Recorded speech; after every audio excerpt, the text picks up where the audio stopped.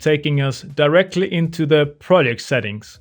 Whereas use the Mercury GPU acceleration or graphics processing unit acceleration, which just gives a little bit better performance overall for several type of effects whenever possible. And as I'm currently on a MacBook, it will show and be named Metal. If you're sitting on a Windows instead, it might say OpenCL or CUDA. Sometimes as well, it might not show at all if your computer is not actually supporting it. And sometimes there might be some type of misfunction or problems within the graphics and not showing accuracy. Whenever that's the case, you have the option for the Mercury software only instead. It might save you, but it just takes a little bit more extra time. Under the next tab, we got the time display, the style.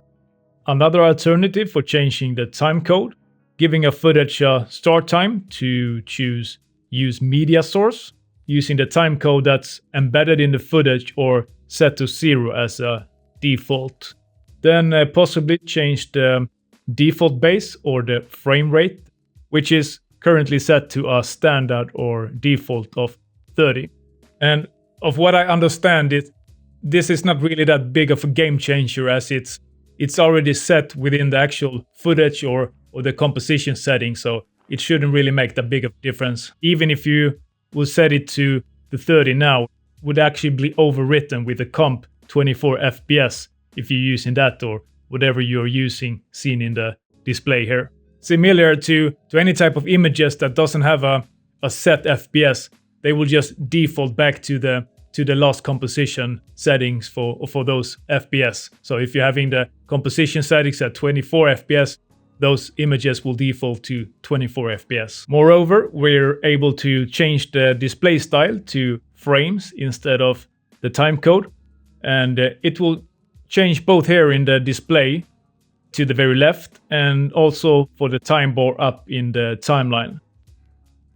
Another option is to add the feet plus frames in either 16 or 35 millimeter, showing feet to the left and frames to the right. This type of measure kind of refers to the old school physical film, and 16 or 35 millimeter is the width of the film strip and feet will be the length. Lastly here, the frame count means displayed timecode value for the starting number.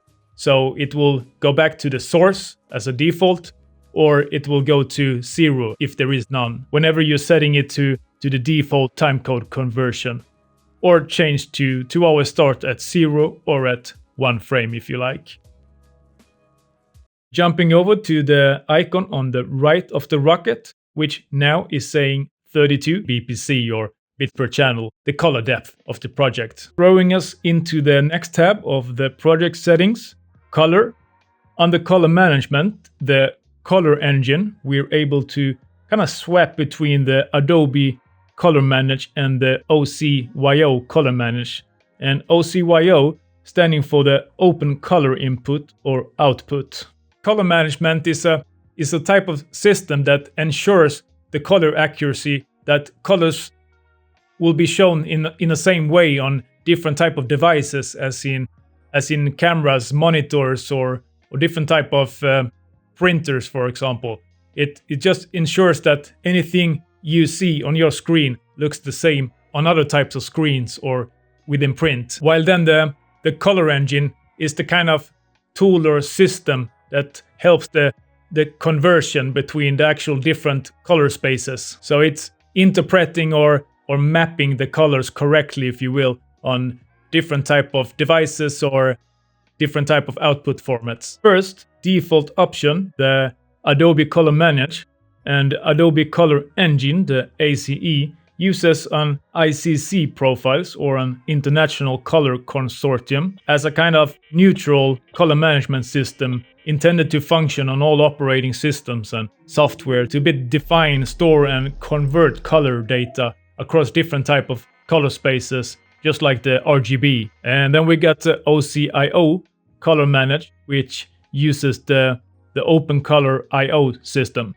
Another type of method for managing colors, and preferably whenever you're working with, for example, with film, or you're doing the VFX workflows or motion picture production, whenever you're having a little bit more complex colors and you need a bit more custom management needs for your projects. This one, the color engine, uses the ACES, or with other words, the Academy Color Encoding System, and it's just a standardized color management system used in the film industry for very high precision. After Effects uses the 1.2 version as a standard, but you can possibly also try the 1.3 CG or the Studio as well.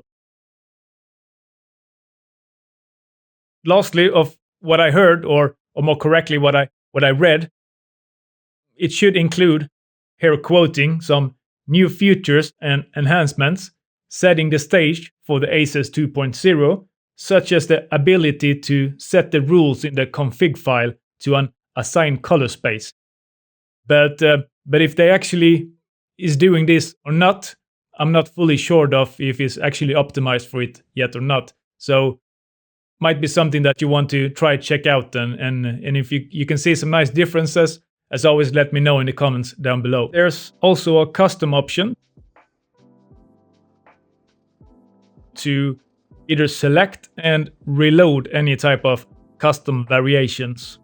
Moving on to color settings and bit depth. If we're ever working with an OCIO and ACES, we kind of want a 32 bit per channel float, but might be changed to 16 or 8, if preferably whenever we're working in the Adobe Color Managed. The 32 here will give a lot better color accuracy, but the 16 and 8 will kind of work with all effects and presets in After Effects that the 32 sometimes won't.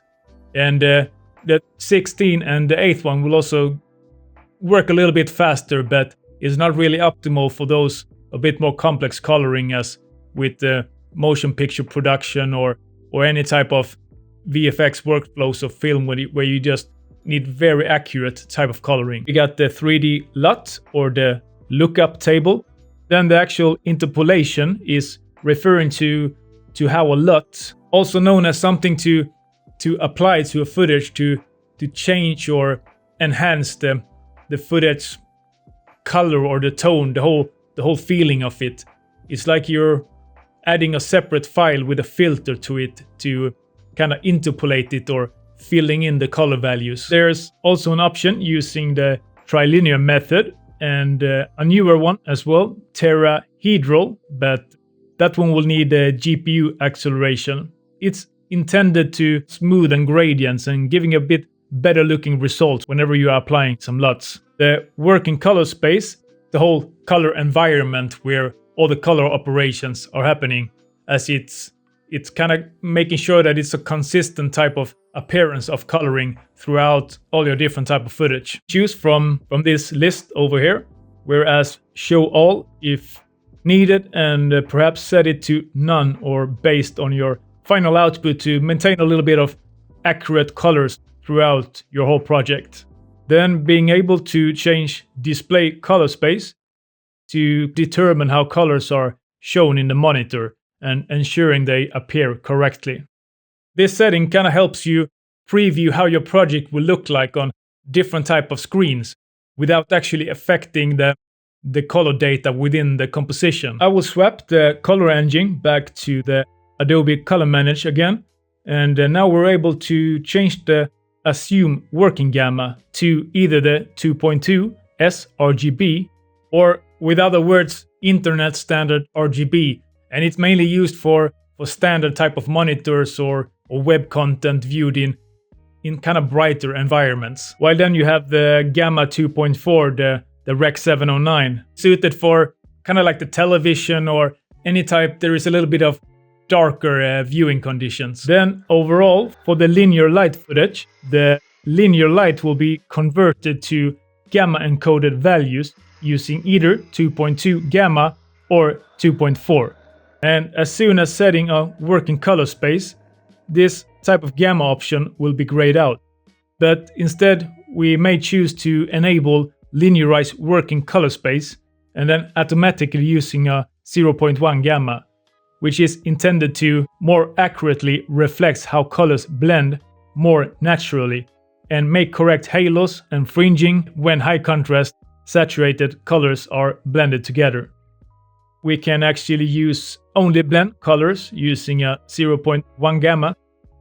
And we may also compensate for scene-referred profiles. It's a feature in After Effects that kind of helps the accuracy of color management for correctly handling all type of media with scene-referred profiles, such as in real-type or real-life camera footage or live footage. It adjusts for differences in the gamma and lighting conditions between the scene where the footage is captured and the actual environment where it's being viewed. You should keep this one enabled in general to just try to avoid a bit of the gamma errors or maintain a visual consistency all over different type of displays for your footage.